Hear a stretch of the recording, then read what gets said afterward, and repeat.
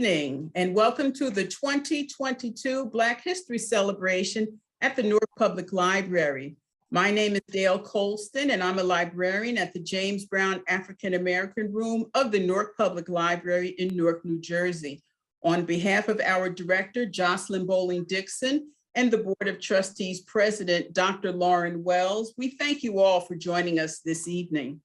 I would like to acknowledge the traditional, ancestral, and unceded territory of the Lenni Lenape First Nations on which we are learning, laboring, and organizing today. We also recognize the devastation and the continued legacy of the transatlantic slave trade, which contributed to present-day systemic racism and oppression. Our space at the library, the James Brown African American Room, was named in honor of the late James Library Brown, a librarian, poet, activist, and influencer who was instrumental in making sure that the library seek and maintain books and resources and present programs examining and celebrating the African American experience. Mr. Brown was especially committed to urging Newark youth to pursue education and to understand the importance of the library's role in their academic growth. This year's celebration, entitled Acquired Taste, Contributions of the African Diaspora to Food Culture in the Americas, explores Black culinary traditions. Centuries ago, enslaved Africans brought with them to the Americas crops they knew, farming expertise, and keen agricultural management skills. Since then, Africans and African Americans have shaped cuisine and food culture in a multitude of ways. Many are unaware that a man enslaved by Thomas Jefferson named James Hemings studied cooking in France, and when he returned to America, brought with him the recipe for what we now enjoy as macaroni and cheese. The American catering business began about 1820 in Philadelphia, mainly founded by free Black people. In 1920, there were about 1 million Black farmers. Today, there are only about 45,000. Tonight's program is the fourth of our series. If you've missed our other programs, please visit npl.org to view what you may have missed, and we'll put that link in our chat. Tonight's program, the Black Panther Party's free breakfast program and the Nation of Islam's influence on eating and lifestyle, is a conversation that features activist, poet, educator, Black Panther Party leader, and former political prisoner Ericka Huggins, and author, filmmaker, and Temple University professor Dr. Zane Abdullah, as they review the two national organizations' programs, platforms, and mission to present African Americans pathways to healthier lives through eating during the 70s and beyond. Now I'd like to bring my JBAR colleague, Reggie Blanding, who will introduce our guests for tonight's program. Reggie. All right, peace peoples. This is my absolute honor to introduce our amazing guest tonight. First, I'd like to start with Ericka Huggins. Ericka Huggins is an educator, leading Black Panther Party member, former political prisoner, human rights advocate, and poet. For 50 years, Ericka has used her life experiences in service to the community. From 1973 to 1981, she was director of the Black Panther Party's Oakland Community School. From 1990 to 2004, Ericka managed the HIV/AIDS volunteer and education programs. She also supported innovative mindfulness programs for women and youth in schools, jails, and prisons. Ericka was also a professor of sociology and African American studies from 2008 through 2015 in the Peralta Community College District. From 2003 to 2011, she was a professor of women and gender studies at California State University's East Bay and San Francisco. Ericka is a racial equity learning lab facilitator for World Trust Educational Services. She curates conversations focused on the individual and collective work of becoming equitable in all areas of our daily lives. Additionally, she facilitates workshops on the benefit of spiritual practice in sustaining social change. What a list of bona fides there. So Yes. thank you for all your work. And again, it's an honor to have you with us. Equally honored to welcome Brother Dr. Zane Abdullah. Zane Abdullah is an anthropologist, award-winning scholar, and associate professor of religion and society and Islamic studies at Temple University. His first book, Black Mecca, The African Muslims of Harlem, was published by Oxford University Press and received over a dozen reviews. His articles have appeared in such prestigious works as the Journal of American Academy of Religion and African Arts. He has been quoted in media outlets such as the New York Times, the Washington Post, the Atlantic magazine, and has appeared on NPR, Live at the Apollo Theater, and several television talk shows. Professor Abdullah serves as a consultant and lecturer for numerous agencies like the Smithsonian Institute in Washington, D.C., curating programs at the Museum of the City of New York, the Asia Society and Museum, the Newark Black Film Festival, New Jersey Performing Arts Center, International Festival for Arts and Ideals, and various programs sponsored by the National Endowment for the Humanities and U.S. State Department. In his public life, he has organized national conferences on public issues such as Black males and crime, worked as a Muslim chaplain for the New York and New Jersey Department of Corrections, and served on the New Jersey Attorney General's Stop Hate Crimes Committee, which all earned him the New Jersey State Assembly Resolution in recognition of distinguished service and leadership. In 2017, he was inducted into the East Orange Hall of Fame. Among luminaries such as Queen Latifah, Dionne Warwick, John Amos, Naughty by Nature, and the late, great Whitney Houston. Zain is currently researching a book on the Nation of Islam and Black freedom struggles in Newark, New Jersey. In the film, he worked with producers for a 4-part PBS series on Muslim Americans and has consulted for Malcolm X documentary airing on Netflix. So please welcome both our esteemed, amazing guests. Thank you both for being here. Peace. And I believe Dr. Zain, I believe you have a presentation or that you want to? Yes. So Diego, I need to share my screen. And I think you gave me privilege. Okay, good. And I will.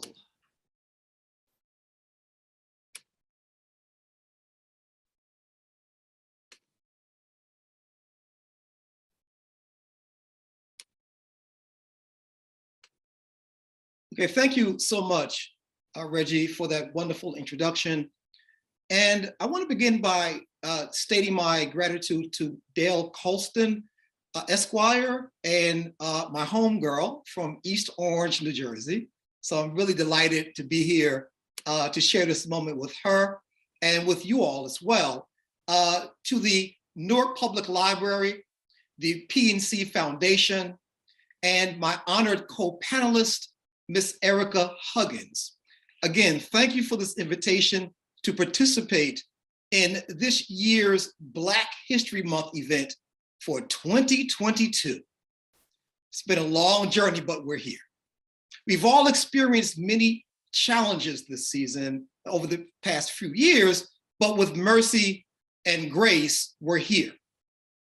And we are here with much gratitude, and happily, we're moving forward. As presenters, we've been given the task of opening with a 10-minute presentation, one on the Nation of Islam and the other on the Black Panther Party and their relationship to food. Now, how does one speak about two of the most influential Black organizations in the latter half of the 20th century in 10 minutes? especially as it relates to food culture, the very thing that allows us to explore who we are and our connection to the world. But let's give it a go. Young infants chew on objects to experience their world, a process called oral exploration. So they actually literally taste their surroundings. If we are what we eat, tasting our food is a deep, visceral experience of who we are. And it renews our relationship with the world around us, each and every time we engage in a culinary act. So if I want to tell you who I am, you must taste my food. For Muslims, feeding others is at the very center of what it means to experience our humanity, and for what it means to be human. So this is where we begin, looking at the Nation of Islam, also called affectionately the Nation, and food behavior. And I will divide this brief talk into 3 parts. Part 1, the nation's past. The nation as an institution is connected to hundreds of thousands of formerly enslaved African Muslims, bound and brutally brought from West Africa in the filthy hulls of slave ships to their bondage throughout the Americas. Among 10 million enslaved Africans surviving this hellish voyage is an estimated 10% belonging to a Muslim heritage.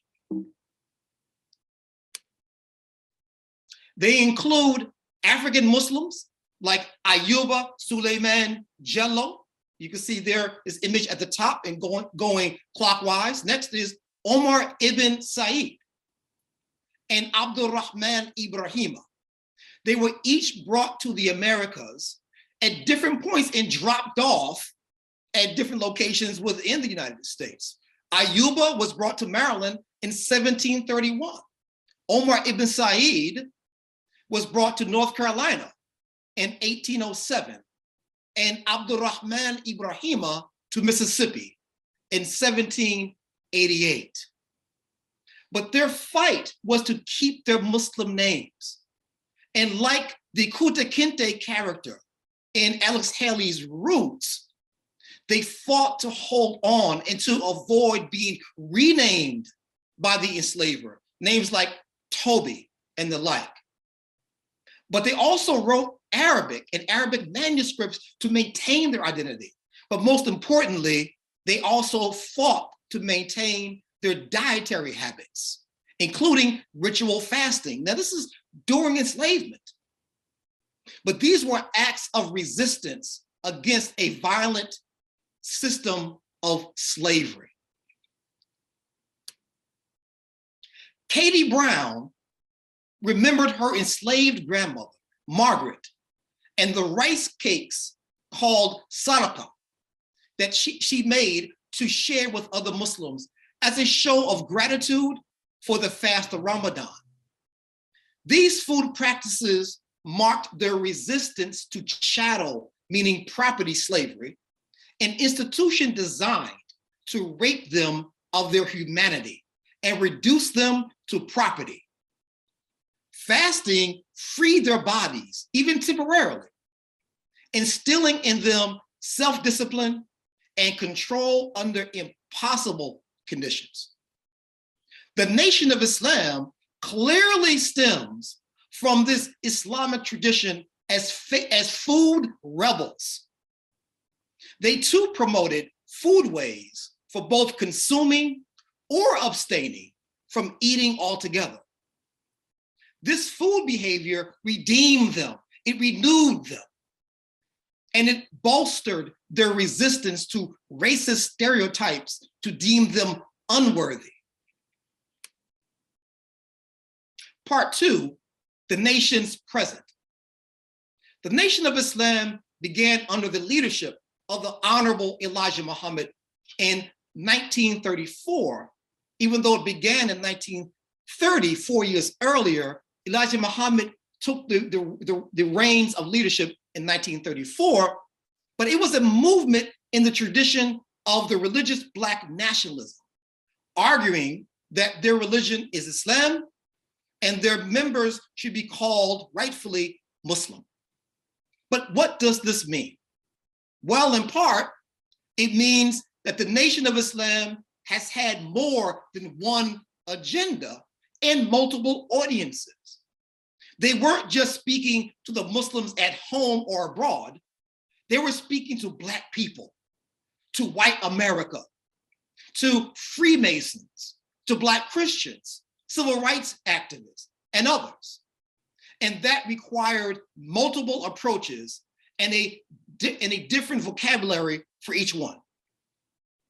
Its aim: break the yoke of mental slavery for the so-called Negro, instill mastery over the physical self, establish a moral victory by freeing the souls of Black folk, and bring into existence Black unity and a new nation.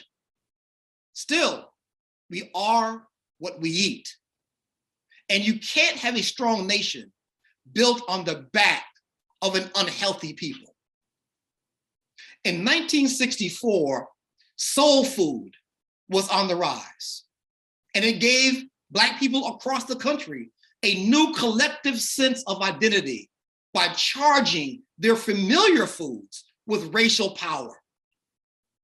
It also gave Blacks an ancestral home in the South and a celebration of Black survival over a diet high in fat and salt. Soul food contained hog maws.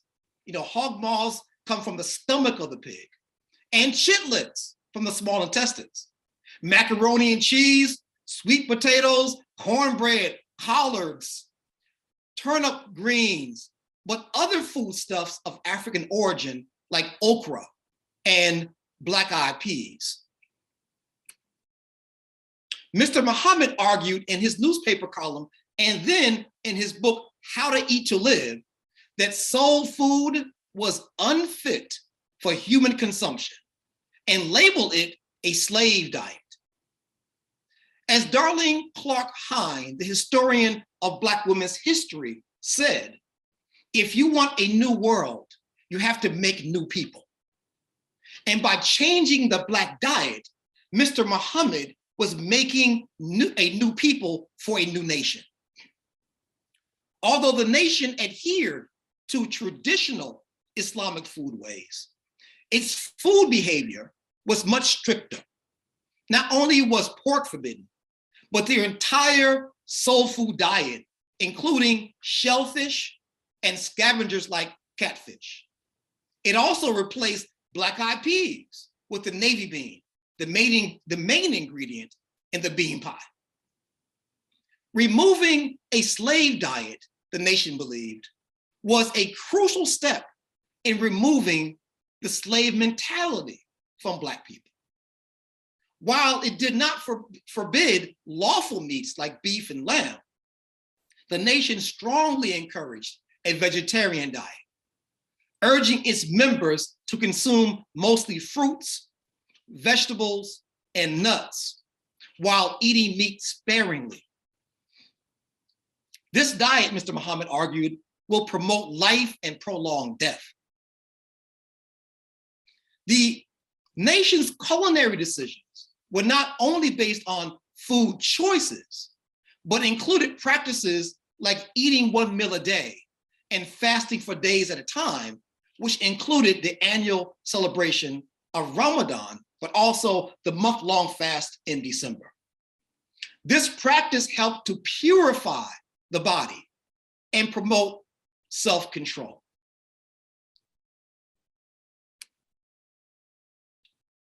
For his coming nation, Mr. Muhammad published a 2-page spread in Muhammad Speaks in 1972 titled, Get Behind Muhammad's Program. It featured him against a landscape of orchards, as you can see in the image here, animals grazing on Black-owned farmland next to a factory processing eggs and a cannery. In fact, by the late 70s, the nation and its members operated a great number of companies. They included bakeries, restaurants, coffee shops, barbershops, supermarkets, cleaners, clothing factories, and stores, residential properties, won over 200 apartment units in Chicago alone, a newspaper plant, and shares in the Guaranty Bank and Trust Company. They had a transportation system, including a fleet of tractor trailers, planes, including a jet, and an aviation wing at Gary Airport. They also owned dairies, poultry farms, cattle farms, grain mills, and warehouses. They imported tons of whiting fish from Peru, even though they were initially negotiating the fish import with Japan, which is another story we'll get to. They, besides this, they operated a doctor's office and dental suite with plans for a 300-bed hospital.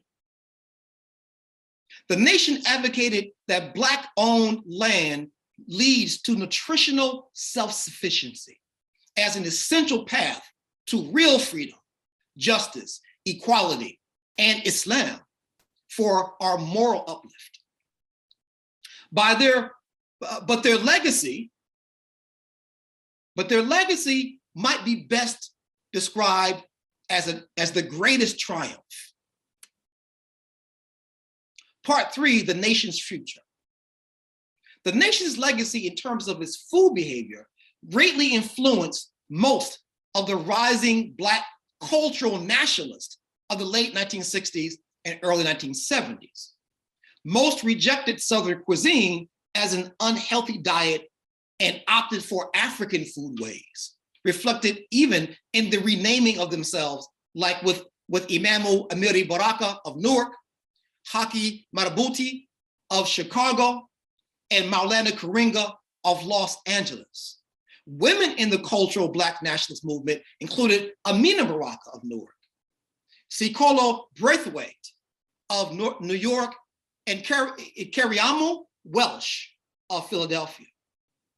Culinary Black nationalists invented foodways as markers of a new Black identity, and most adopted in one form or another the nation's dietary habits, including fasting.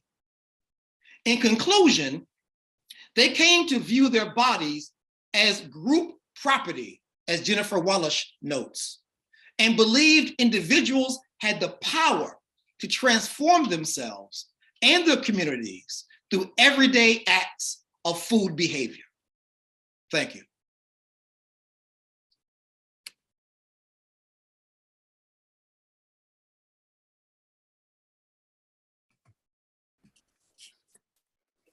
All right, thank you for that presentation, Brother Abdullah. Yeah, I'm already processing everything that I just learned and filling in so many gaps. So thank you once again for that. And Sister Huggins, I know you wanted to also speak and present as well. So definitely looking forward to hearing that as well. Thank you. And it may be that I talk less than 10 minutes so that we have time toward the end for community engagement. I want to thank everybody. Thank you, first of all, Dale Colston, for organizing this along with Reggie Blanding. And thank you, Diego, for taking care of all the behind the scenes heavy lifting. And thank you, Dr. Abdullah, for your wonderful presentation, which was filled with so much information about the indomitable spirit of human beings. I love the topic for the day. It is a topic that continues to be one today with very young even middle and high school people who are concerned about social change and food justice. And that is the conditions of poverty in many, many, many communities throughout the United States and the world, where children go to sleep and wake up and go to sleep again hungry.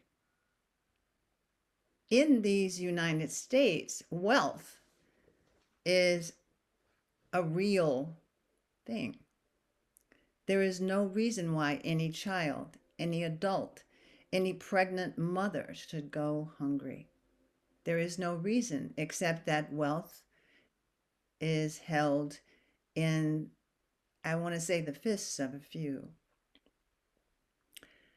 So I wanted to explain to you, and many of you may not know the truth of the Black Panther Party. So I just want to do a really brief synopsis of how it came to be and what it really was doing before it was so violently interrupted by the federal government of the United States through its Federal Bureau of Investigation's counterintelligence program, which also was seriously after the Nation of Islam, all of the movements of the 60s and 70s and forward, and before that was interrupting the work of Martin Luther King. Now, these are all similar movements because history doesn't operate in a silo fashion. History is a continuous flow, like the big oceans to the sea, or the sea to the ocean. It isn't so neatly fitting into any box. But one of the things that was happening is that the people in power with privilege and economic power particularly did not want change, especially coming from the descendants of enslaved Africans.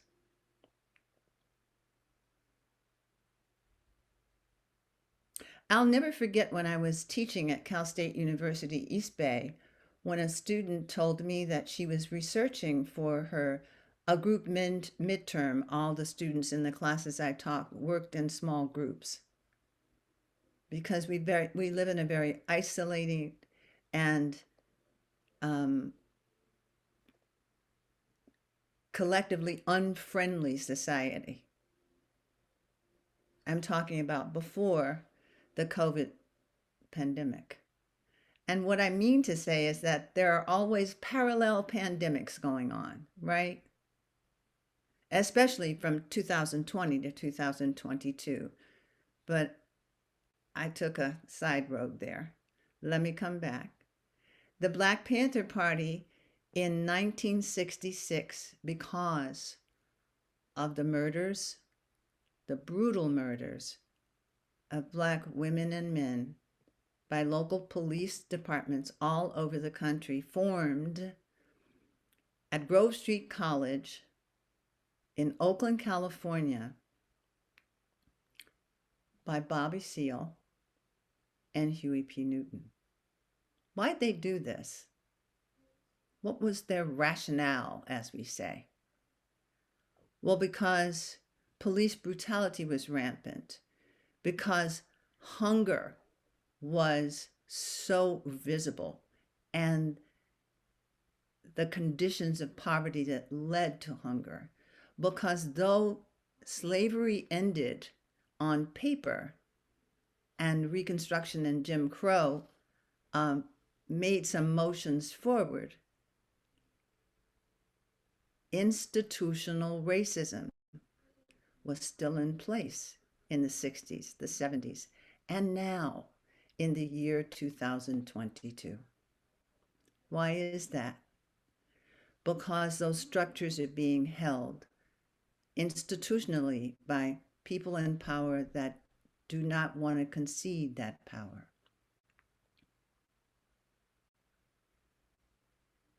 So Bobby and Huey got together. They sat down at a little table at Grove Street College and they wrote this.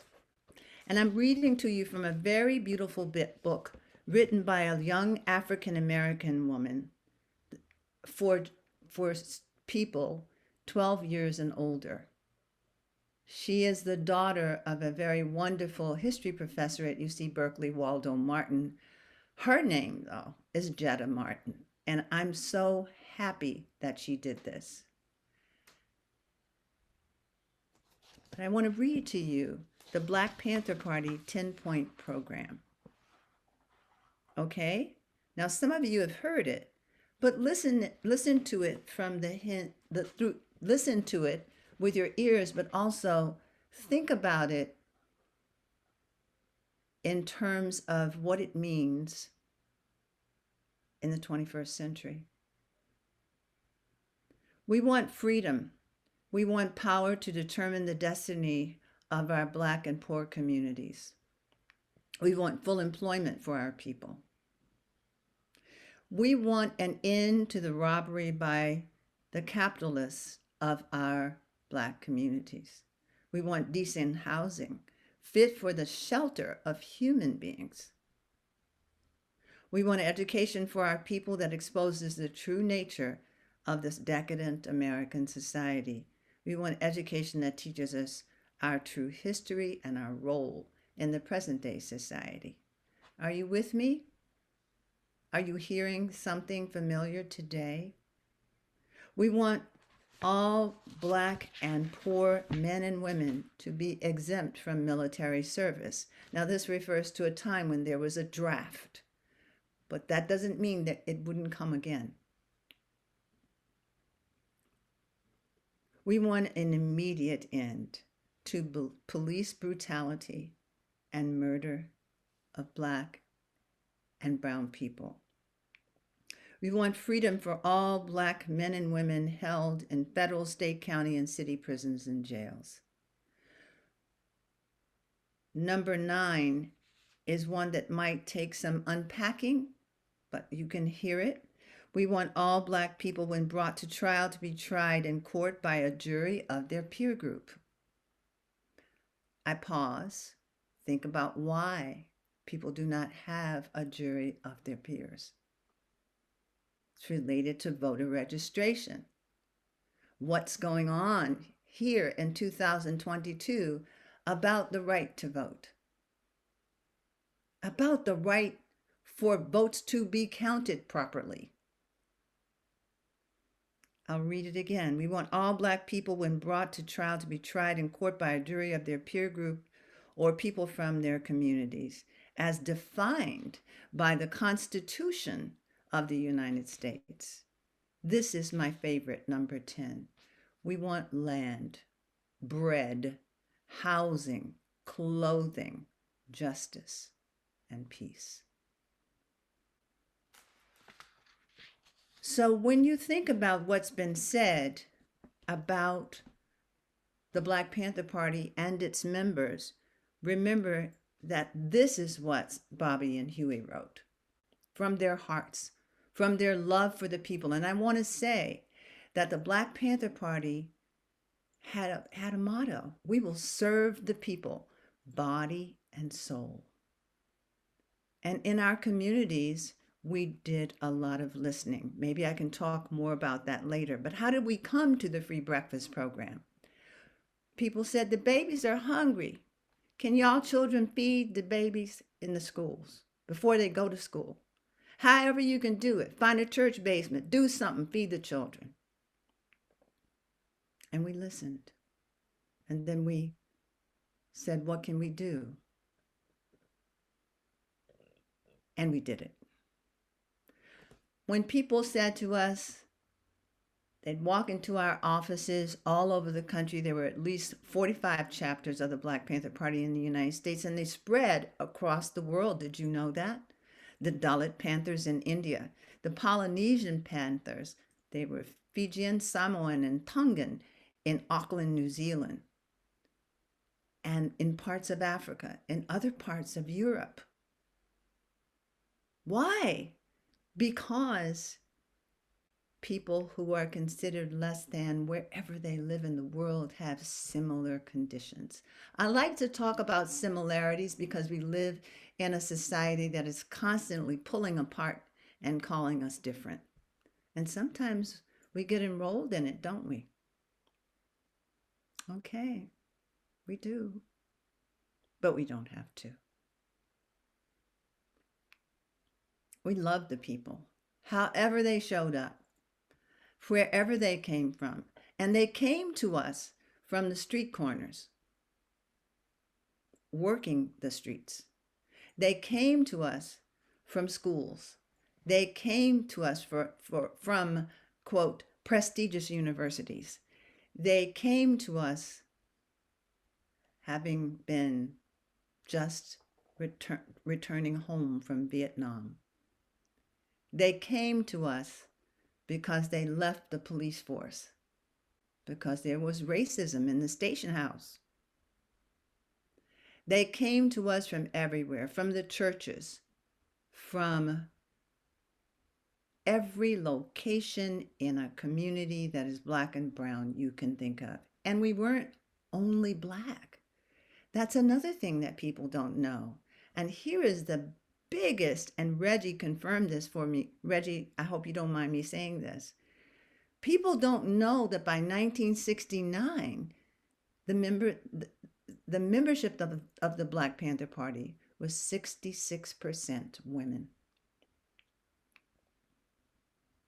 Why don't we know that? It's not that Reggie doesn't do his research. It's not that there's something wrong with us. It's what was wanted to be, to make some people fear. The great-great-great-great-grandchildren of enslaved Africans are rising up in the 1960s in the form of Black men. That was one of the memes that was wanted to be out there. And that they were irrational and militant. I love what Angela Davis said one time about this concept of militant. She said, why do young white people get to be radicals and we get to be militant? Meaning Black people. Because the fear of retaliation is in the American psyche. But haven't we been the ones to be forgiving and compassionate and understanding and hand-holding? Remember 2020? When we couldn't even take care of ourselves for all of our friends wanting to know what they could do, how they could help. Let me come back to the Black Panther Party. So we did what we could do. We were median age 18, 19 years old. However, one of the first women to join the Black Panther Party was 14. We came from middle and high schools, and we said we want to give our lives. I was 18, and I read about the Black Panther Party, and what so convinced me that I would drive across the country from Lincoln University, which is right outside of Philly, with John Huggins, who was later assassinated by FBI COINTELPRO,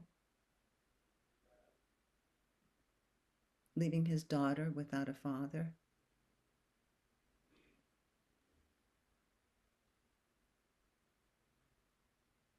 We drove across the country to free Huey, because by that time, Huey was on trial for murdering a police officer. But the magazine article that I read that explained the Black Panther Party, the picture of Huey was him chained to a hospital gurney with a bullet wound in his belly. How could he have shot somebody? What's wrong with this picture? What's wrong with this notion of Black people as violent? We live in a violent society. I can't think of anything more violent than setting up an economic system based on owning humans.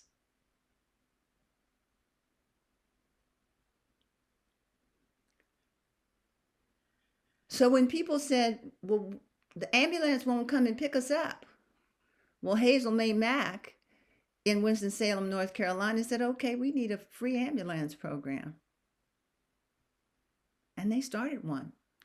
And many of the party members became emergency medical technicians, the EMT, went to school for it, weren't wanted in that little community college in Winston-Salem, or right outside of Winston-Salem, I'm told, but they did it anyway.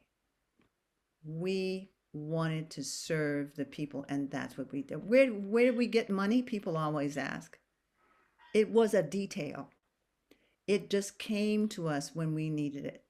And by the time we rolled into the 1970s, and I was the director of Oakland Community School, not only were the breakfast programs going on, but we decided at that school to have homemade breakfast and lunch. And then when we found out that the parents of our school children in East Oakland, which is like Harlem or the heart of any of our communities, mostly Black and brown people, right? Today, still, even with gentrification.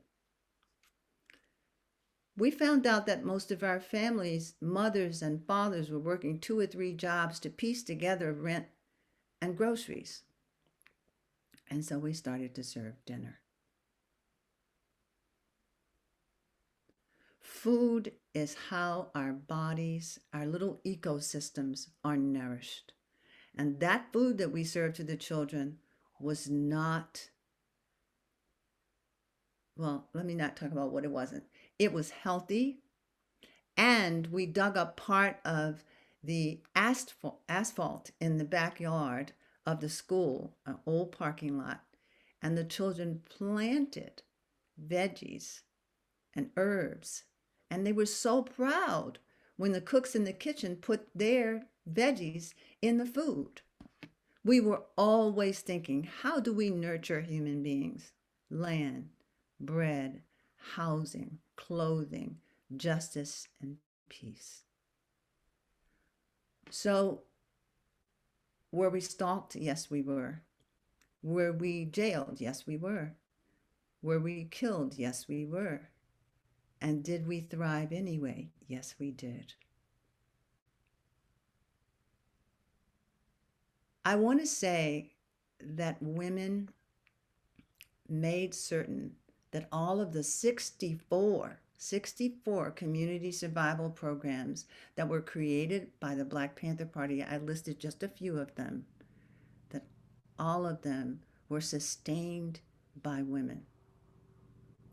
So I want us to be thoughtful as we continue to have this conversation today about why it is that women do not get mentioned, acknowledged, honored, thanked, appreciated for giving their lives. And later I can talk about a book that's going to be coming out soon for that very purpose. So thank you very much for listening to this very abbreviated history of the Black Panther Party. By the way, the Black Panther Party did not stop in 1974. Some people think that is true. The Black Panther Party began in October of 1966 and then was finished in 1982. But the community survival programs are replicated everywhere. Yes. So thank you very much for listening. Thank you. Thank you, Sister Huggins. And as you said, you want to talk about our differences, and anyone listening, we hear the parallels, and what you read, the 10-point program, was over 50 years ago, and it's still absolutely relevant. 55 years. 55 years ago, and it's still absolutely relevant today, and we still have lots of work to do. So last week, Reggie and I had a wonderful program about Black farmers and farming, and one of our panelists with over 40 years experience in agribusiness, Edward Jerry Pennick of the Federation of Southern Cooperatives, suggested that Black people could continue to own their own farms, that's one thing, begin to transport those goods with vehicles owned and operated by Black-owned companies, that's second, and to sell them to Black-owned grocery stores and supermarkets that help combat food insecurity. Now that sounds like the Nation of Islam, and it sounds like the Black Panther Party. Do either of you see this model working for us in the future? Is this a lofty goal, or is this something that might be attainable? And either of you, Dr. Abdullah or Sister Huggins, you can weigh in on this. Well, I didn't mention our free food programs. I talked about the breakfast program that's, within a couple of years was feeding 20,000 children a day. Mm-hmm. That's so embarrassed the federal government that they created the Yes. National Breakfast and Lunch Program. They did it because they were embarrassed. But what I want to say about the free food program is that we collected and gave away food regularly. And there was a point in 1974 when we were helping people to understand the power of the vote.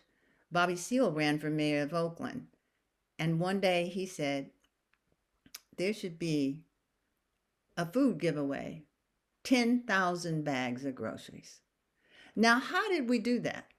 If we weren't in touch with farmers, if we weren't in touch with cattle people or produce people, if we weren't in touch with the land, so to speak, because California is very huge and very beautiful and very prolific with what it grows, and we knew that. And then Bobby said, much to the chagrin of party members, there should be a chicken in every bag. I wish I could tell you how we found those 10,000 chickens, but we did. I don't remember how, but we did. Not because Bobby said it, because people needed to have the love that comes with a full meal. But what we found out during these food giveaways is that growing food is sustainable. The party didn't have a farm where it grew food. But over the decades, I have talked to people who work with food justice, who have turned a vacant lot into a garden all over Oakland, all over the United States. I've talked to people in Detroit, in Chicago. There are also free refrigerated food services where no matter what time, 24/7 at the Hampton House, which is the house that Fred Hampton grew up in Maywood, Illinois, they have this so that if your family is in need of food, you go to that refrigerated service and you take what you need. Yeah. It's not policed as such, but the community respects it. And these are cropping up everywhere. Yes, they are. And one of the party members today runs a food program for recovering addicts. She just cooks 4 or 5 days a week, and she gets the food from local produce people and farmers. So no, it's not just a dream. We have to think about everything we dream becoming reality. Mm-hmm. Dr. Abdullah, you have comments on that? No, absolutely. Yeah. No, thank you for the question. Too, I think it's a very important, vital question. I think that we have to understand what it means, especially those of us who live in cities, what it means to be an urban dweller, right? On the one hand, first, it means that someone else is feeding us, right? We go to the store, children don't know where milk comes from. They don't know where, the food they buy, comes from. And I think it's such an artificial existence that someone else is bringing food in. I know during the pandemic, shopping at ShopRite and Stop and Shop and these other places, they're telling me that their shelves were empty because they couldn't hire or find workers to remove the products from the warehouses. And then it goes back to they couldn't find drivers to sort of bring the food to the warehouse, and then they couldn't find workers to remove the food from the ships, right? So, I mean, that tells you we're in trouble if we allow other people to feed us, right? I think that's a stark reality. The other part of that is we allow others to sanitize us, meaning being an urban dweller, someone is taking our refuge, right? They're taking our excrement, they're taking our trash, and they're processing it, right? So we're at the mercy of city services that says that you just work, I'll take care of your natural kinds of issues, right? Including food, clothing, the ability to get rid of waste, right? I mean, these are essential for health. So our health is in the hands of someone we don't know and perhaps can't trust, right? And so, no, we absolutely, it's imperative that we find ways to feed ourselves. And as you said, it was a startling statistic that you gave, that at one point we have so many millions of Black farmers. Now we're down to what, I think you said, what, 47,000 or something, right? I mean, I just felt my heart drop, because again, if we can't feed ourselves, then we can't thrive, right? And if we can't sort of get rid of waste so we can be healthy, then we're going to be sick, right? And so I think that it's essential for us to find ways. I remember, coming up, Dale, this whole era where we had cooperative buying, right? And we would just kind of share our money, and we would go at a certain day, maybe the next week, and you would buy, rice, not buy, you already bought it. You would pick up certain foodstuffs, right? People used to be able to knock on your door and say, look, I just need a cup of sugar, right? And you would do it. They would knock on your door and say, well, I need some flour. Okay, right? It was this collective consciousness that we're all in this together.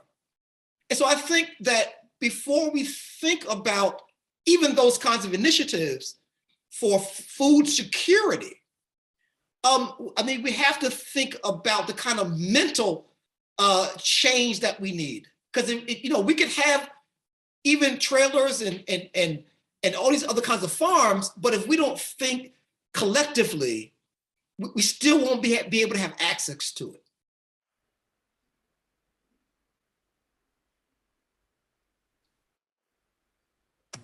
Amazing. Thank you for that. Well, I just want to say, so far, one of the themes that I've heard a lot through all these programs has been, I want to say, just self-sufficiency, empowering ourselves within our neighborhoods. And Sister Huggins, I do want to just point out, I appreciate you just even mentioning the ages of the Panthers at that time, because I don't know if people always recognize just the youth of the Panthers at that, and I think these movements now are being built upon the youth. So I think it's important. Those are great. Both of y'all. Yeah.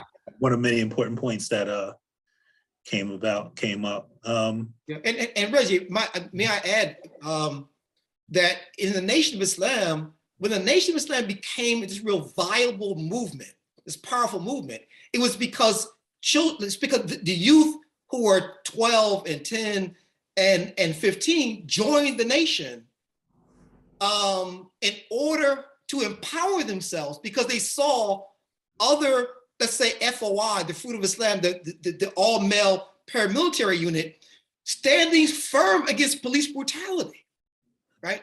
And then that ignited them, because for many of these Black communities, Black and brown communities, whenever the police came around, you ran. You didn't stand shoulder to shoulder, right? And confront and stare down, right? But so when many youth saw that, they came to the temple in droves, especially 1957 when Hinton Johnson was attacked in New York City. the Nation of New York only had about 400 members. After they saw the performance of the FOI standing firm at the police precinct from 10 o'clock at night to 2 in the morning in the same formation, right? People joined the Nation in the thousands. So it wasn't necessarily the Nation's message so much that they were attracted to or that ignited them. It was action on the part of brutalized people that gave them a sense of dignity, right, and redemption. And so I think I think that so with the Panthers and with the Nation, they share this kind of thrust to sort of tap into that youth energy and youth who actually want to envision a new world, right? So I just want to share that. Absolutely appreciate that. And, I think one thing you both are making clear for me when we talk about food and feeding the people, it goes beyond just what's on the plate. So That's right. So y'all are, I'm stuffed right now and appreciate it. I'm sitting here with a pile of questions. I'm thinking of, we definitely want to get the current climate into the conversation. These are the building blocks. So one of the things I want to ask, we all can participate in seeking freedom and justice for Black people here in America and globally.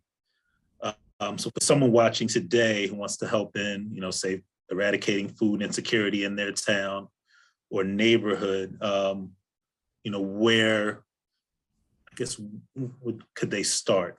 How can someone new to this work begin, or maybe even some current programs, work that you've seen happening currently that connects to the work that you've, sort of built thus far?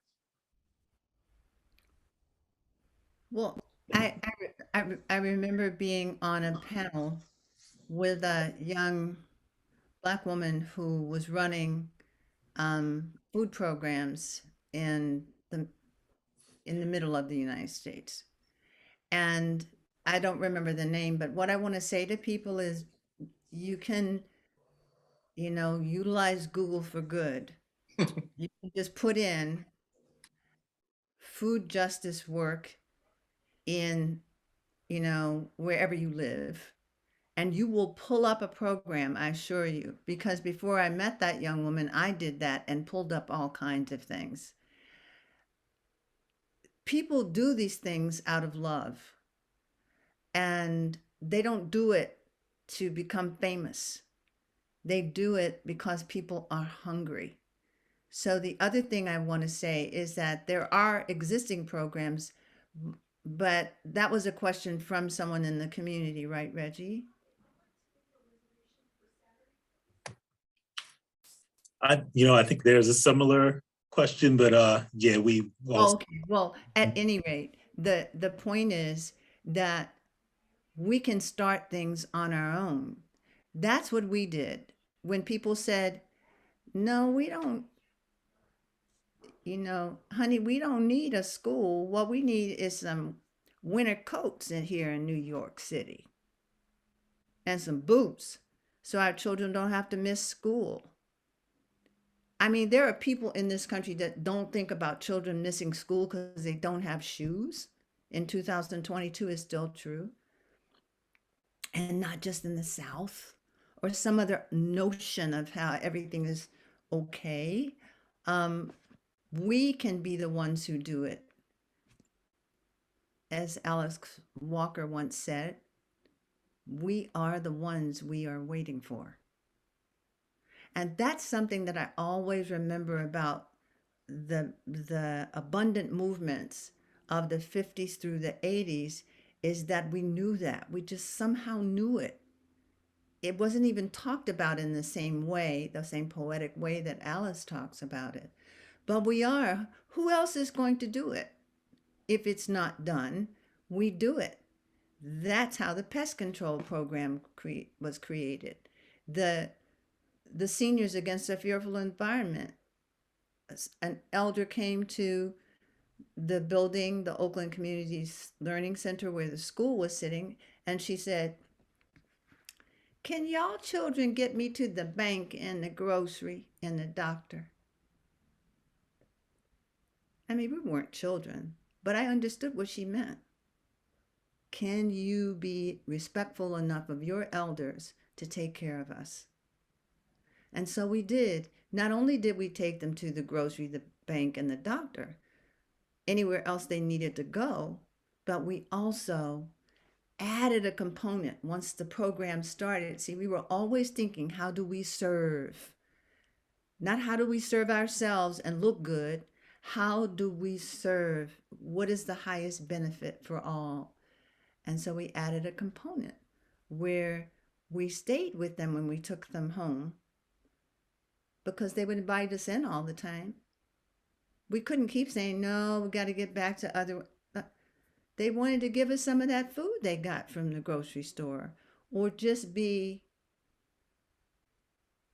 nurture us like they had been nurtured by us. And this is, I call it a surviving Africanism. Nowhere can you go in Black community and into somebody's house and not be, even if all they have is a glass of water, they will offer it. And my mother taught me always to respect that. And I do.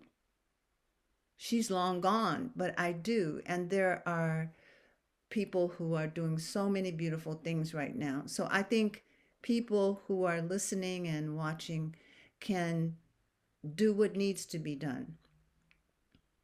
In a very beautiful documentary called The First Rainbow Coalition, and the Rainbow Coalition was Fred Hampton's wave.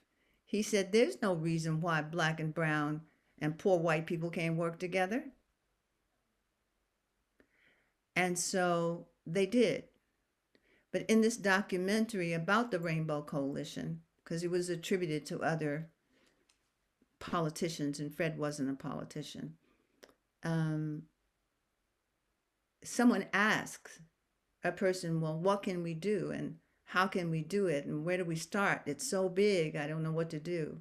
And his response was, you stand at your front door and you look out in front of you. There's something to do. You look to the left, there's something. You look to the right, there's something. You look behind you, there's something. There is always something you can do. And I think we've gotten in the habit of thinking that there is a formula, a manual, a document. There isn't. We didn't have any of those things. I mean, we could probably put one together very easily, but we didn't have the time then. So it has to be done from our love for people and with their buy-in that this is something that is really needed. And so I just wanted to say that because it's a very great question and the answers are within us. Once we begin to do things, our collective responsibility is right there. That's one of the things that drew party members to the Black Panther Party, was that young people saw, as Dr. Abdullah was talking about with the Nation of Islam, young people saw men and women standing up against, saying no to the systems that do not affirm life. And the collective responsibility that we had was phenomenal. And I want to say, before I forget to say it, there is a book that will be coming out in the fall of 2022. And it is a book that honors the women of the Black Panther Party, whether they have passed on, because many of them have. Their sons and daughters are talking about them, but mostly this book is the voices of women of the Black Panther Party in their own words, talking about how we served, how we fought against police brutality. You see, we thought self-defense doesn't just mean standing firm if attacked. It means self-defense is feeding people. Self-defense is providing health care for people. Self-defense is educating the children. Self-defense is making sure that the community understands that sickle cell anemia is not pernicious anemia, and educating people. We were one of the first organizations to do that. So defending community is a broad and more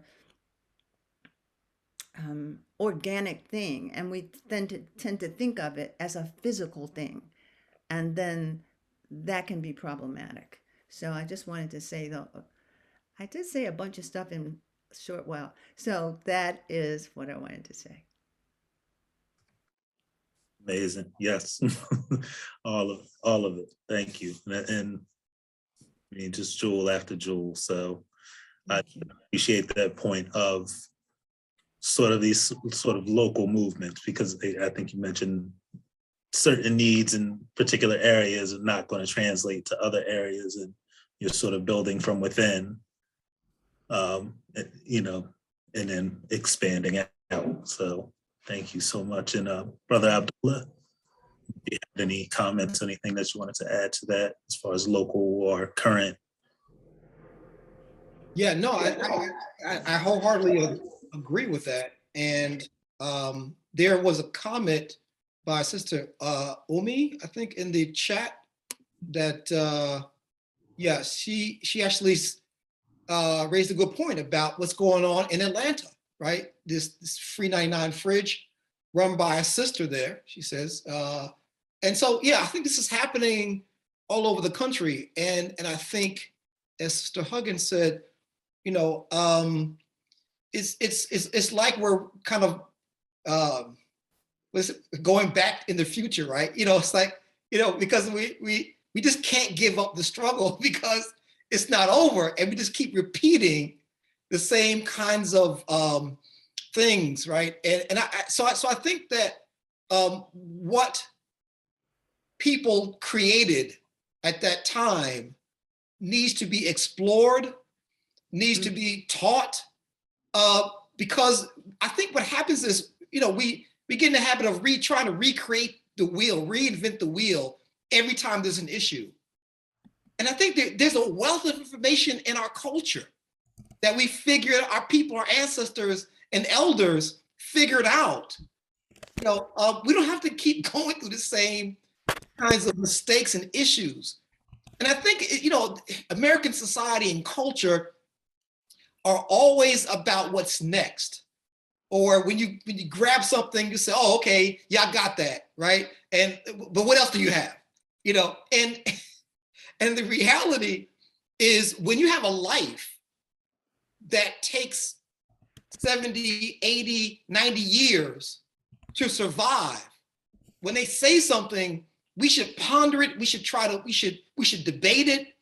We should really explore it, unpack it, because it took 90 or 70 years for that life to come up with that, right? I used to have a grad school professor who used to say to me, he said, Zain, he's from Britain. He said, I don't understand how you Americans can read a classic book one time and put it down and say, okay, I got that, right? Something that took a person's whole life to write, you got it in one sitting, right?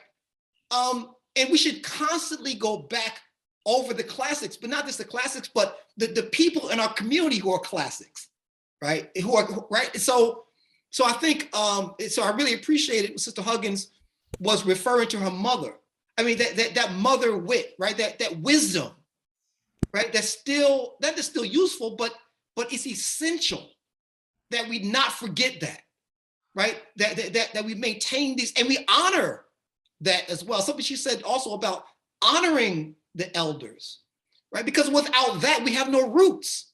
We all know what happens with a tree that has no roots, right? So as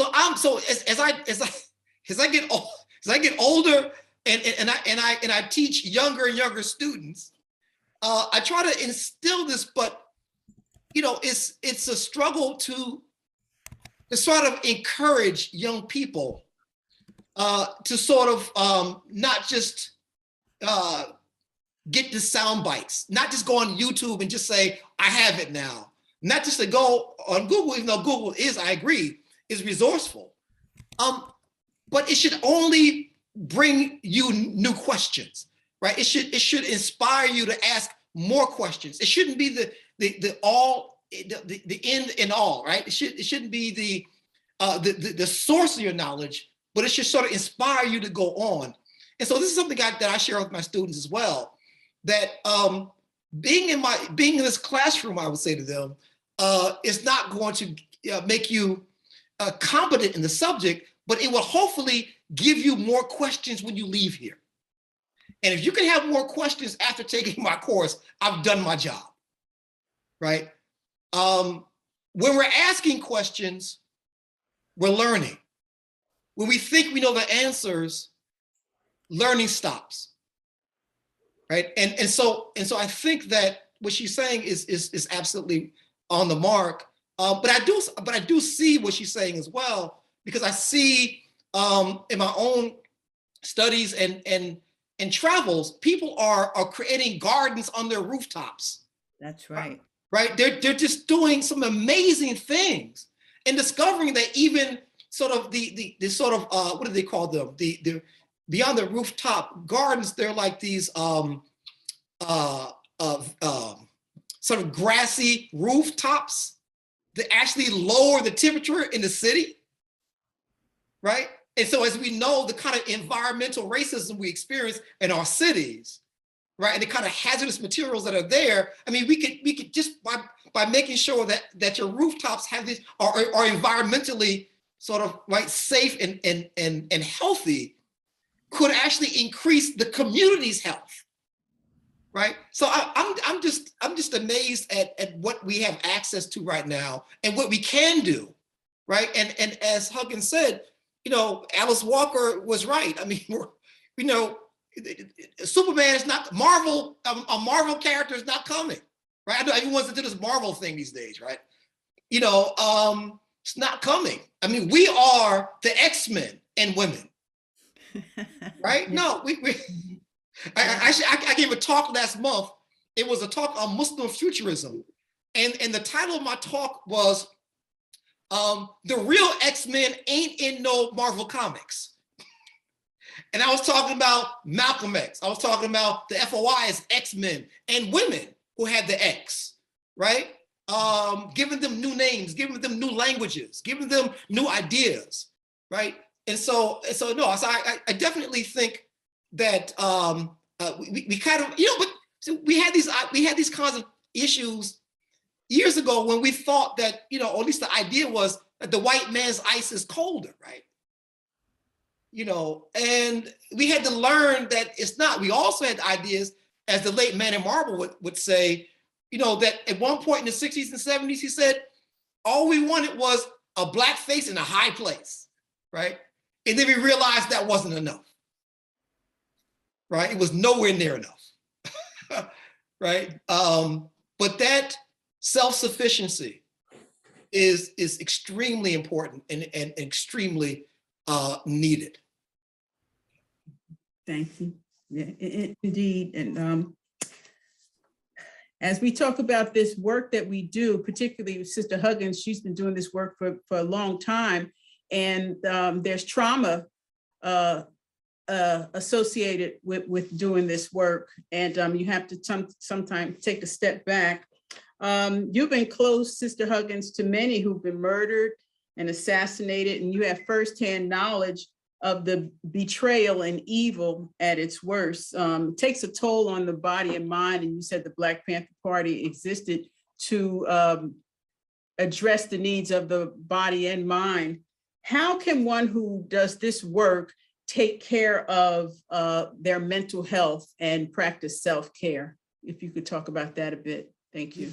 I was just thinking how much I'd love to talk about that. And I was inspired a few minutes ago when Dr. Abdullah said that we need to work together, something like that.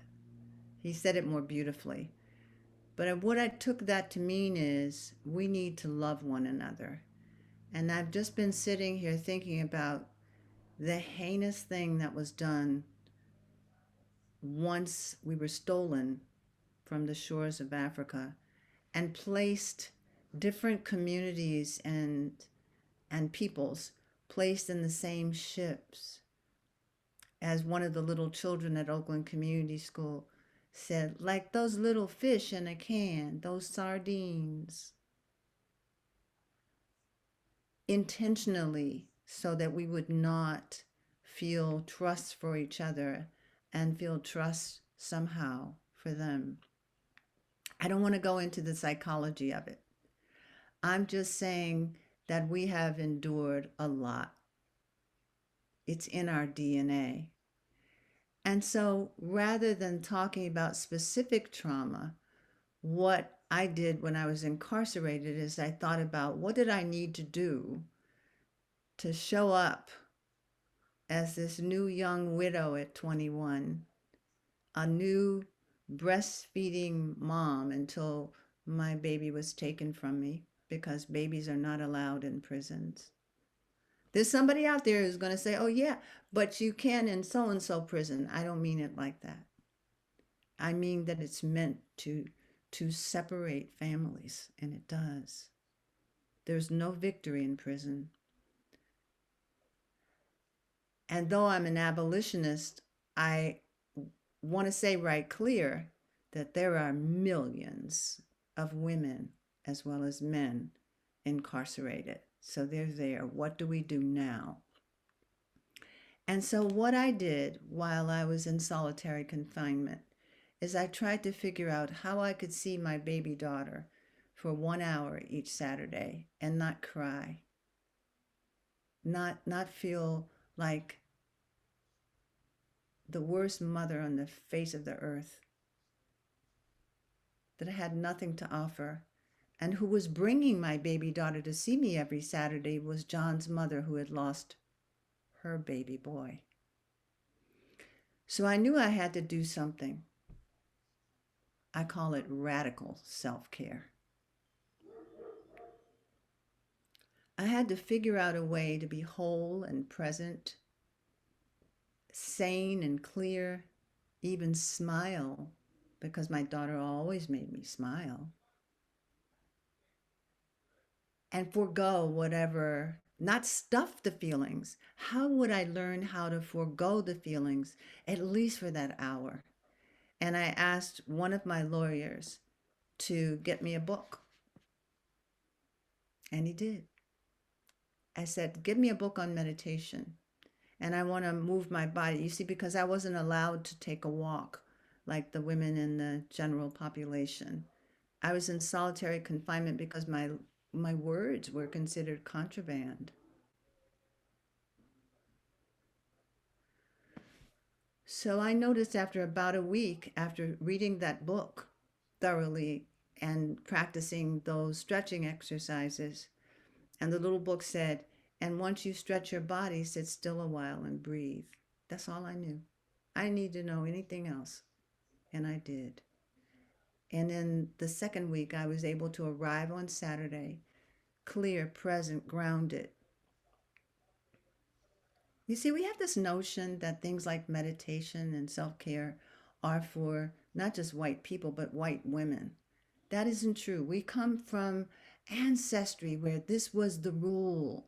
This was the norm. You knew that God is within, whatever God is for you. You knew that you pray for rain.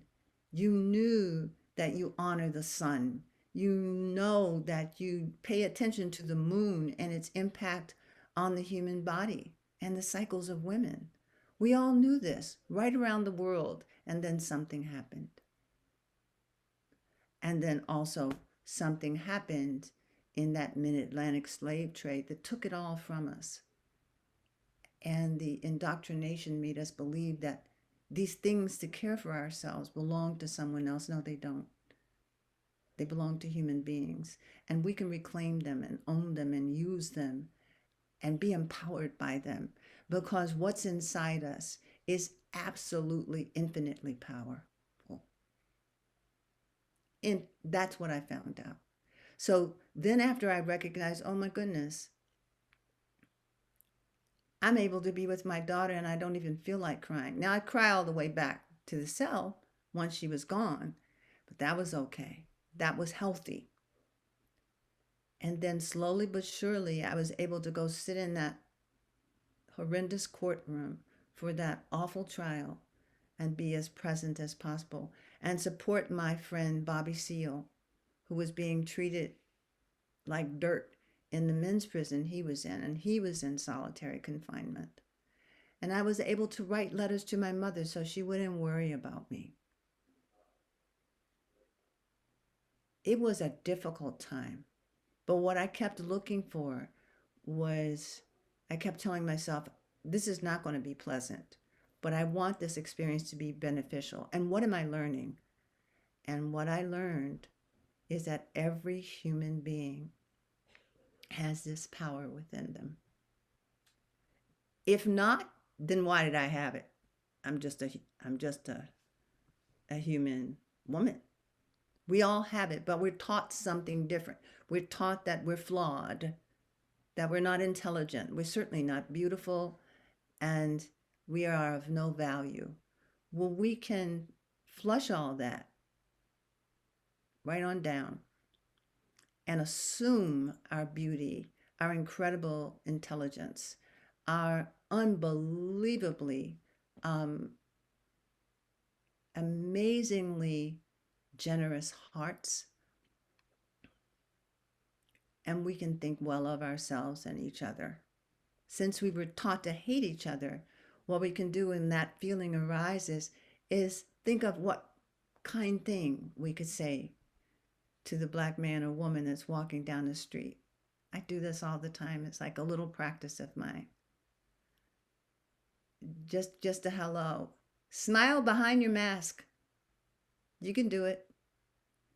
Refute all those things one by one. You can't do it all at once.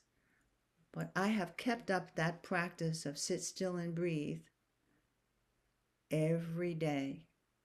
I love earrings, but if I don't sit still in the morning and I walk out of my house, I feel like I've forgot to put on my earrings. Nobody knows but me, but I know that my day is smoother when I sit for meditation. Everybody can come to their own thing. So you hate meditation? Fine.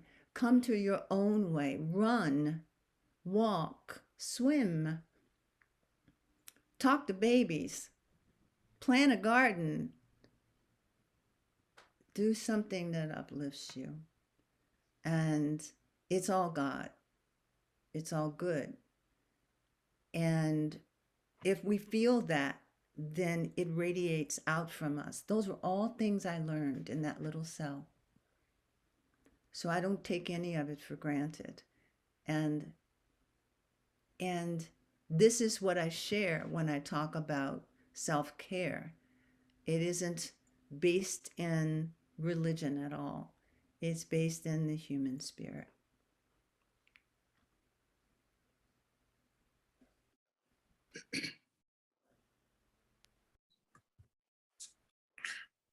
To sit quiet and process that for a minute. Yeah. Doctor, you have a question for Doctor. Sister Huggins? Surely. Yeah, no, I do. So Sister Huggins, I was fortunate to catch a program featuring Metro, was it the PBS Metro station? It was a special documentary or coverage of the museum in Oakland, right? And you were featured in there, and I think two other of your comrades were there. And I just thought that was so wonderful. And I wanted to congratulate you on that and see if you want to say something about it. I mean, I thought I was just stunned by the history that was painted on the outside of the building, right? And that communities could pass by, and now it becomes, like a tourist attraction. People from the community and outside the community are coming there, taking pictures in front of it. And then, of course, it moved to a sort of indoor exhibit, right? So I would love to hear your thoughts on that. Well, I don't have thoughts about it anymore. I have feelings. My friend Jill, who spoke about it, was her house. Um, and Jill was one of the three of us. Cheryl, the woman with the curly gray hair, is a comrade who was in the Berkeley chapter of the Black Panther Party. The house that Dr. Abdullah is talking about, you can look it up, West Oakland Mural Project. Now, West Oakland was one of the places where the Black Panther Party started its earliest work, and the first office was in West Oakland, the first central headquarters of the Black Panther Party, which was national, but started in Oakland. And so it now sits on the corner of 9th, it used to be 9th and Center Street. It is now Center and Dr. Huey P. Newton Way, because in another, serendipitously, in another set of circumstances, the bust of Huey P. Newton got put up as an homage to the Black Panther Party and to him.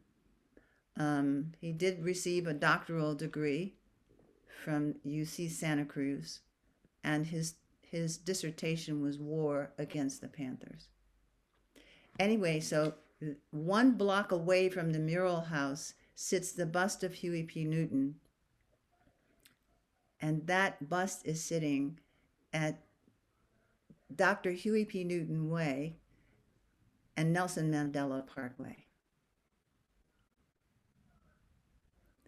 So this house was an old house. And my friend Jill called me, and thank you, Dr. Abdullah, for asking me to speak about this. She called me in late 2020, and she said, Ericka, we're tearing down monuments, but we need to put up something.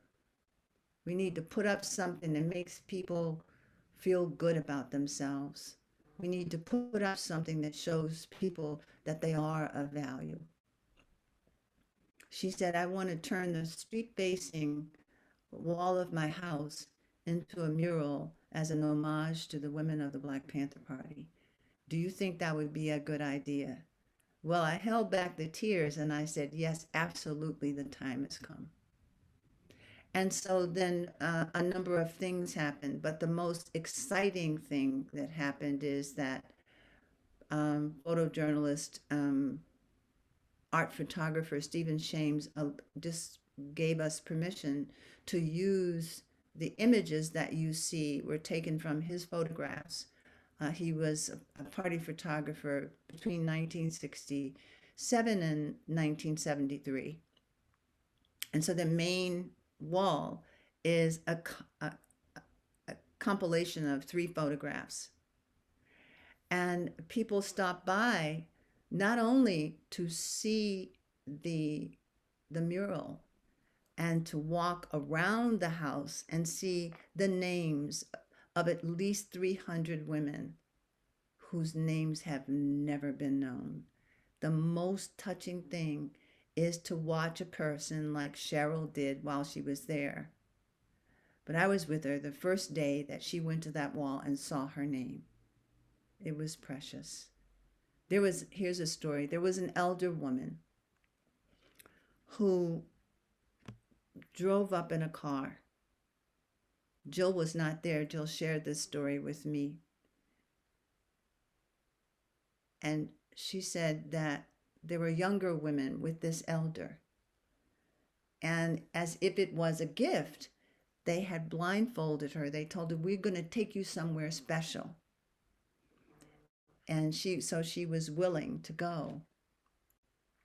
And when she got out of the car, she had the blindfold on, and she was flanked by these young women. And they walked her into the street because it's a regular street in West Oakland.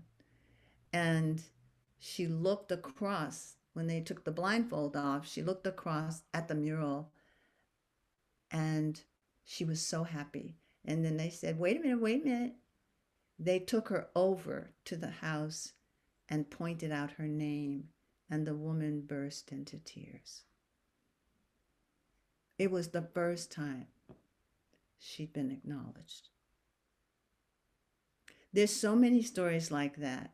On the back of her house, Jill's house, there is a quote from Sandra Bland, and I wish I had the whole quote, but the little school children nearby can see that quote because it's so huge.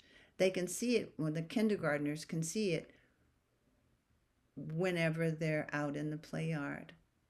And the quote from Sandra Bland is, "My dear kings and queens." She goes on to say, "You can do wonderful things.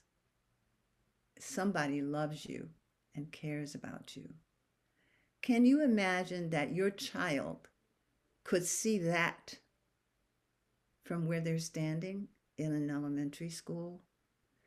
Inside the house are images of the community survival programs that I talked about earlier.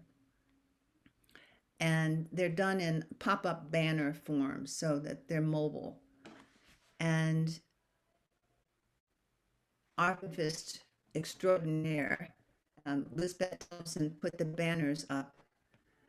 And when you walk in, it feels sacred. The street is noisy. The mural is so beautiful. You're just ecstatic looking at it. And then you walk in and you see all of what we did all those years ago. And if you're young and you don't have the history, you feel like there is possibility. That's what people say to us. I've got a lot to think about, people say. So we're hoping that people will do this wherever they are.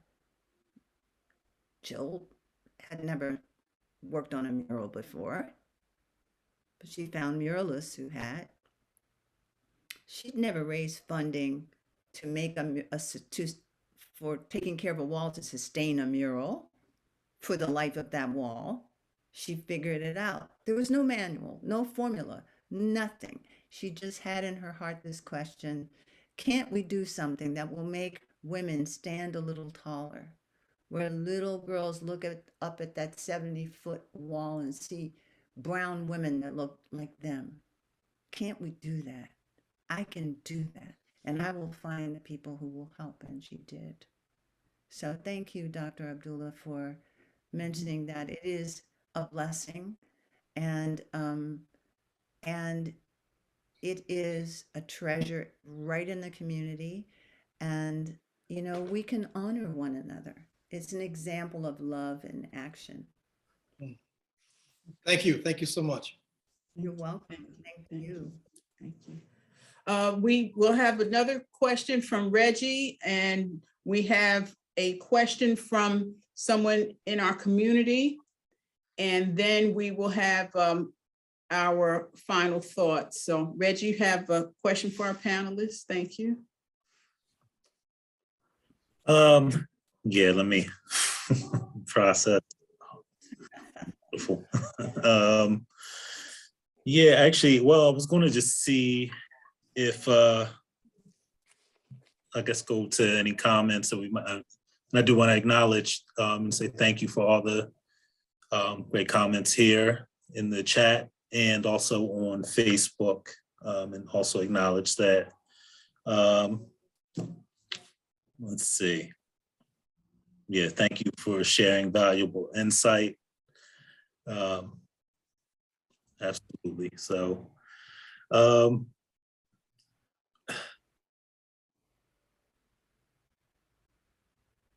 feel like that's, you know, there's things I have in mind, but things we've covered.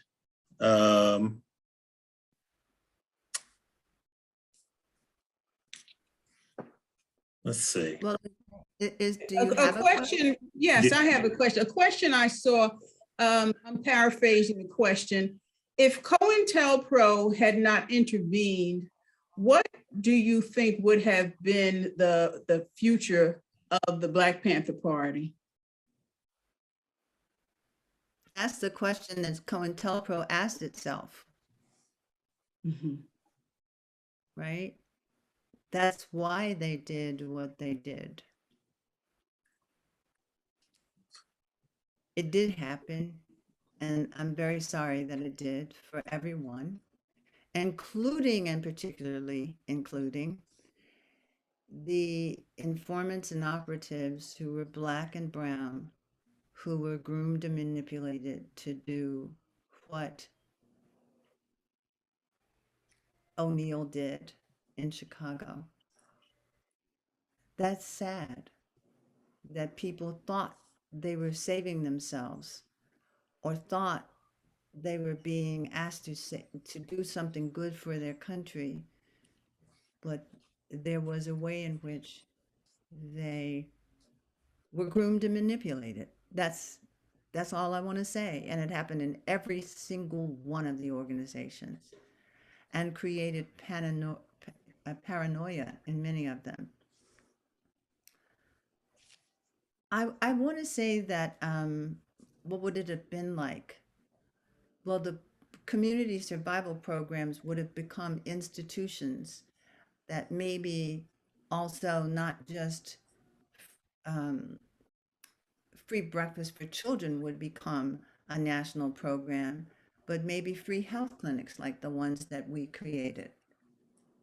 Perhaps more seniors programs for seniors who didn't have family or resources for transportation.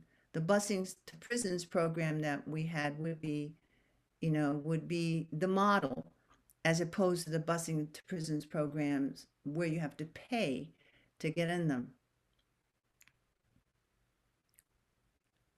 There would be so many things that would have carried forward. But things have carried forward anyway. I'll never forget being in Sao Paulo, Brazil. And I was meeting with a group of students that, by the way, came together. I love Brazil. So everything is so spontaneous and natural, and people are so hungry. I don't mean for food.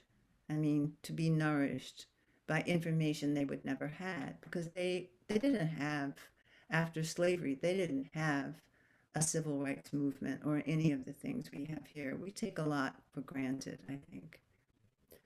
But I'm with these students this particular day, and one student says to me in Portuguese, I spoke a tiny, tiny bit, and he spoke a tiny bit of English, but it didn't matter. We figured it out. He said, "In my favela, I have created a free food program. Every day, food is given away." The over 300 students in that room were stomping and cheering and dancing and clapping and crying, and so was I. And he said, "What else was I supposed to do?" I read about that the Black Panther Party did this, and I thought, I can do this. And so I did. You see, this is what happened around the globe when movements were, they thought, if we cut off the head, the body will die. That isn't true. That is not in touch. That thinking is not in touch with reality. If something is coming from the grassroots, then it will thrive, because it's coming from the people who have the lived experience that isn't life affirming. And they will not let it die. And that's what happens. So now there are young women and men who are the sons and daughters of Black Panther Party members and other movement people. And by the way, we worked in coalition, not only to protect ourselves, all of us, but for cross-pollination. We work with the Young Lords Party, which was for Puerto Rican independence on the island and also for Puerto Rican people in the United States, the Brown Berets, Chicana, Mexicana, all of the Asian American Pacific Island movements, the American Indian movement, the Third World Women's Alliance. People don't know about that. That was created because at the time, the the women's movement did not understand the needs of women of color. So another set of movements were created, but the Black Panther Party worked with all of them and with the Gay Liberation Front. We figured if we're moving into a new world, are we going to carry with us not only racism, but sexism, homophobia, ageism, over concern with what a human body looks like. Do we want to carry that? Did it come from our people? Not necessarily. Do we want to take it forward with us? No, we don't. And we kept looking at it and looking at it. And Huey Newton himself was the first to write about the danger of not understanding the importance of the reasons for which the women's movement and the gay liberation movements had to be created. He wrote this in 1970. So we were all trying to do the best we could to move us forward, and that was hated. Well, no, hate, Mahatma Gandhi says, when you think you see hate, it's really fear. So this was the fear of losing control and privilege, and also that psychic fear of retaliation. That isn't what we were thinking at all. And so I just feel like there would be so many things that we can do. But right now, I love working with young Afrofuturists because they know that we're creating the future in the moment we're in. Right now, in this moment, we're creating the future. So we can ask ourselves, what do we want to say? What do we want to think, say, do? We can always ask ourselves that question. Am I kind to the peoples around me? Am I thoughtful when I open my mouth to say something? It takes some work, but we can do it, rather than the easy work of canceling people.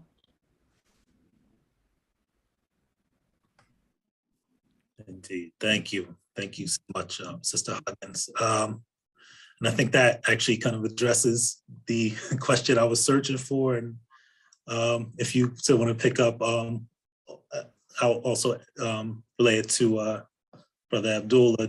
I was going to ask, what do you see as legacies for the Black Panther Party and for the Nation of Islam? So Brother Abdullah, if you want to pick up that. Oh yeah, just briefly, what I presented in my talk was the ways in which the Black Panther Party, of course, and the nation have sort of inspired new generations. And as Sister Huggins said, in ways that we can't even imagine. Sometimes we think we're not doing much, but people around us are watching, they're listening, they're reading, and they're also searching. And I think that it's important to validate the kind of work that we even try to do, but might not fully accomplish. Because again, we all have to pitch in and take a piece of it. Sometimes we think that if we don't have the whole, it doesn't count, right? That's right. And we have to really just appreciate what we're able to do, no matter how small. And so I just want to say that I think that the work of our predecessors is there for us to evaluate, to learn from, to be inspired by. And I think we need to do that. I agree.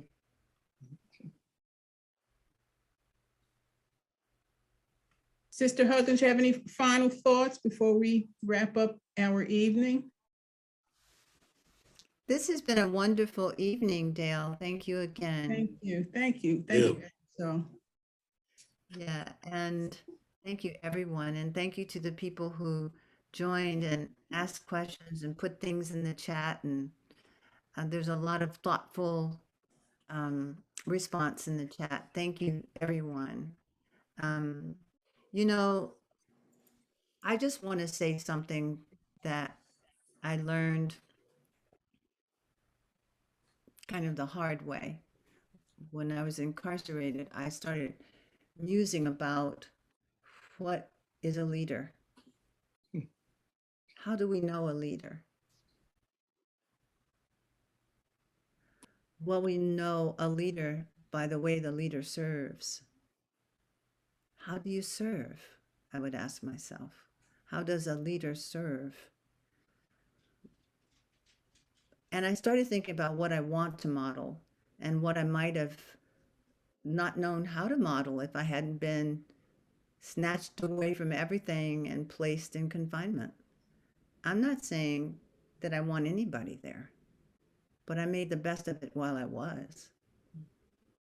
I used it as a kind of a learning environment. The academy certainly doesn't give it to us, does it? I'm saying that very intentionally out loud. But our classrooms can be intentional learning environments. And when I was teaching, I loved that. And we could go at it about topics that were not of any benefit to us, that everybody would think, well, this is right. And then they would explore it and find out that what they thought was right would be harmful to them personally if it was brought right into their lives. So what I want to say is that we are fortunate enough to have lived through and thrived as a result of these last 2-3 years and all the other years before, but these last 2-3 years have been a very loud gong for a lot of people. And I want to say that the reason why I could go through it with a level of contentment, some level of contentment, was that I had been incarcerated and I knew how to be alone without feeling absolutely lonely. And I wouldn't wish what I had to endure on anyone. That is not my point. But I think we can learn how to be with ourselves and be okay with that. And I think that that goes back to this feeling of love that I said the Black Panther Party members had. It isn't because we made friends with everybody in community or we like some better than the other. We just love being out there with them. And we learned so much from people. I often wondered, why aren't these brilliant people in office? Well, I know the answer. Someone asked in the chat, what was the reason why women were not held up? Well, it's because the society was created and structured intentionally on a white and male paradigm. That's not just a theory, that's the truth. Yes, That's it the is. truth. Yes, it is. And we feel it. In a woman's body, you get to feel it every day. But it was translated on to our beloveds as well. It was given to my father, my grandfather, my father. And I worked really hard. I have 2 sons and 1 daughter, that my sons would not carry that forward.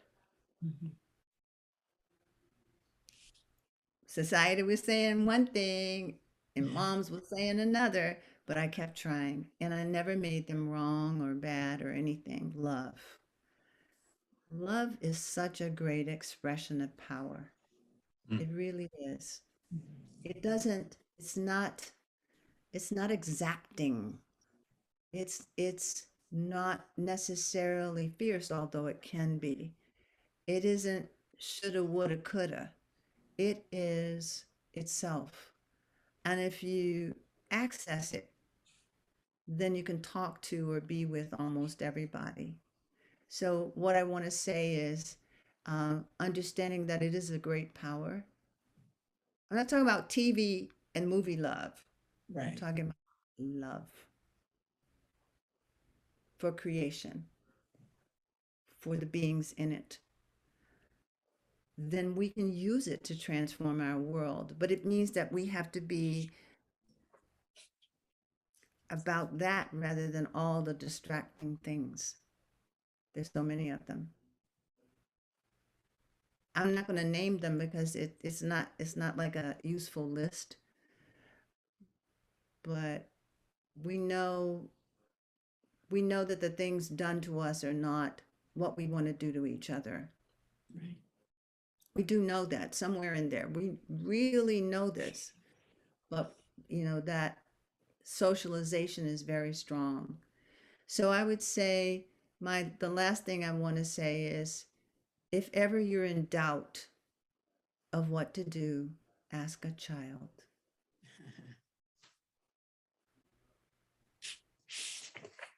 Thank you. Thank you. You're welcome. I don't know if you can hear that in the background. It's Whiting H&G, 1974, Kool and the Gang. H&G being headed and gutted. And Kool and the Gang were big in our area, and they were strong proponents of the Nation of Islam. And I'm sure Dr. Abdullah, I know my brother and other brothers that we know have worshiped with them, have mourned with them, and they were part of the community, and they're still loved and respected. Thank you for sharing your evening with us, Sister Ericka Huggins. This was absolutely fabulous, absolutely fabulous. We continue to learn from you. You inspire us, you encourage us, and you are appreciated.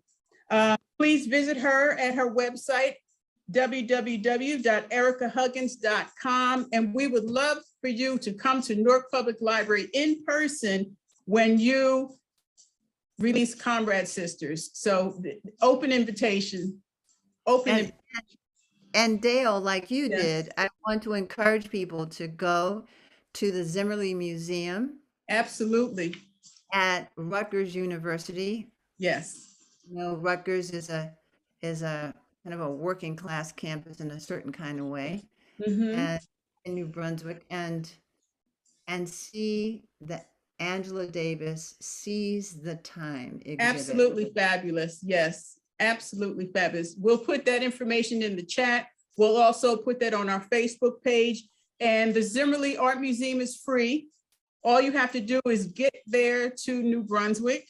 It's a train stop, or not a long drive if you're in the Metro Newark area. And it's through June 15th. So you have time, but don't wait too long, because you know what happens if you wait too long, you miss it. Zane Abdullah, Yes. My brother, my friend, thank you ever so. We wish you much continued success in your scholarship and creative ventures, and you're welcome to join us at any time. Thank you so much. This has been remarkable. I appreciate the experience, and I appreciate all of you. Thank you so much. Have a great day. Thank you. Thank you. Thank you. On behalf of Jocelyn Bowling Dixon, Director of the Newark Public Library, and Dr. Lauren Wells, President, Library Board of Trustees, we thank you all for joining us this evening. Thank you to the PNC Foundation for ongoing support for the Newark Public Library's Black History Celebration. This is the 15th year in a row that they have funded our Black History Celebration. So we appreciate them and all they do for us, so that we can bring these kind of programs to our community. Many thanks to my colleague, Reggie Blanding, Alicia Grant, Austin Williams, and our Assistant Director for Special Collections, Ingrid Betancourt. This program will be available for review on the library's website, npl.org, as well as the library's YouTube channel very soon. Technical support was provided by our friend and colleague, Diego Quintero, supervisor of our IT department. Thank you, Diego. I'd like to bring Reggie back on so he can share what's planned for weeks ahead, and he'll close our program. Reggie? All right, thank you, Dale. I want to quickly second my colleague Dale in thanking everyone for their support, as well as all of our amazing guests for what has been a great series of programs. And wow, what a closer. Thank you both. Can't thank you enough. Absolutely need to send a bonus extra Times Square neon shout out, salute to my colleague Dale, who has put so much time and energy into these programs and so many other things. So you can have some of my vacation time if you need it, and you deserve it. I can't say nearly enough. But with that said, I do want to acknowledge, so next week, I hope you can all, or next month, hope you can all join us as we welcome Dr. Robin R. Means Coleman for a discussion of her book and documentary, which you can find online, Horror Noir. Horror Noir traces the history of notable characterizations of Blackness in horror cinema from the 1890s to the present, and examines key levels of Black participation on screen and behind the camera. She argues that horror, or posits that horror offers a representational space for Black people to challenge the more negative or racist images seen in other media outlets, and to portray greater diversity within the concept of Blackness itself.